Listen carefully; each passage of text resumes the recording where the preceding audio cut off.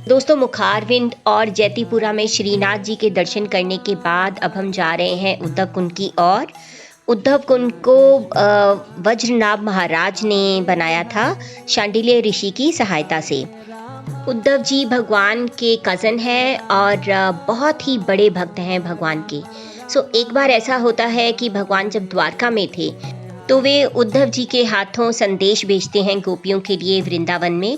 तो जब उद्धव जी आते हैं वृंदावन तो वे देखते हैं कि गोपियाँ जो हैं वो सिर्फ भगवान के प्रेम में लिप्त हैं और उसके अलावा वो कुछ भी ना सोचती हैं, देखती हैं, सुनती हैं। उनके लिए कृष्ण ही सब है। गोपियों का लेवल बहुत ही हाई है और उद्धव जी जो कि बहुत बड़े भक्त हैं वो उनके प्रेम के सामने, गोपियों के भगवान के लिए प्रेम के सामने अपने प्रेम को, अपनी भक्ति को बहुत ही तुच्छ समझने लगते हैं। तो वो उसके बाद वो डिसाइड करते हैं वापस नहीं जाएंगे और यहीं पर ही रहेंगे गोपियों के समक्ष। तो वे गोपियों की चरण रज पाने के लिए एक लता पता का रूप धारण कर लेते हैं और यहीं पर ही हमेशा के लिए रह जाते हैं।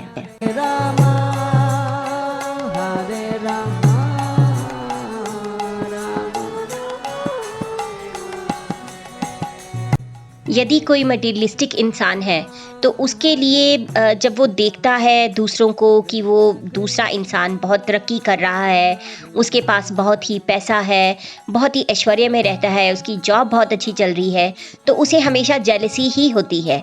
लेकिन अगर कोई आध्यात्मिक जीवन में बहुत अच्छे से प्रोग्रेस भी कर रहा है और अगर वो किसी और को देखता है कि उसका भक्ति भाव बहुत ही ऊंचा है, या फिर जो दूसरे वैष्णवों को जब वो मिलता है तो उनका भक्ति भाव देखकर वो अपनी भक्ति भाव के लिए वो कभी भी ये नहीं समझता कि मेरा जो भक्ति भाव है बहुत ऊंचा है। वो उन्हीं की तरह ही बनना चाहेगा और उन्हीं को ही, दूसरों को ही वो सुप्रीम समझता है। यही क्वालिटी है जो एक वैष्णव को महान बनाती है। तो उद्धव जी एक बहुत ही बड़े वैष्णव हैं जो गोपियों की चरण रज पाने के लिए यहाँ पर लता पता का रूप धारण कर लिए। इसी तरह का परम भक्त, इसी तरह का परम वैष्णव वो भगवान को बहुत ही प्रिय होता है। भगवान अपनी सब लीलाओं को विराम देकर यहाँ से चले गए थे तो उसके बाद उनकी रानियां द्वारका में बहुत ही उदास हो जाती हैं। तो वज्रनाभ सब रानियों सहित यहाँ पर आते हैं और बहुत ही बड़ा यहाँ पर संकीर्तन करते हैं। सब रानियाँ और वज्रनाभ और अर्जुन भी साथ में होते हैं। वो महासंकीर्तन करते हैं यहाँ पर, बहुत ही ज़्यादा वो भक्ति भाव में भगवान के लिए गाते हैं, नाचते हैं। ये देखकर एक एक करके भगवान के जितने भी एसोसिएट्स हैं वो एक एक करके उनके सामने आने शुरू हो जाते हैं और दर्शन देने लग जाते हैं। संकीर्तन इतना अच्छा होता है कि उद्धव जी भी मोहित हो जाते हैं और वो लता पता से में से निकलकर वो भी सब भक्त गणों को दर्शन देने लग जाते हैं। ये देखकर भगवान राधा रानी सहित आ जाते हैं और वो भी दर्शन देते हैं और कुछ देर के बाद चले जाते हैं।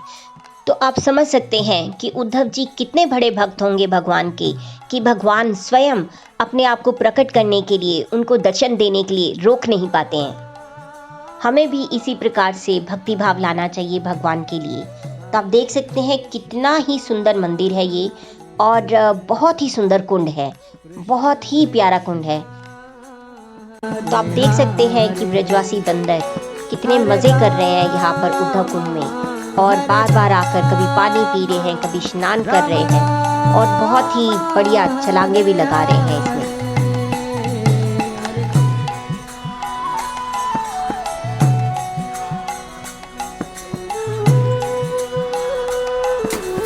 तो दोस्तों, उम्मीद है कि आपको भी उद्धव कुंड के दर्शन बहुत अच्छे लगे होंगे और कथा का भी आपने बहुत अच्छे से श्रवण किया होगा।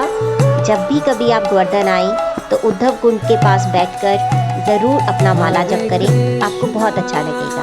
हरे कृष्णा।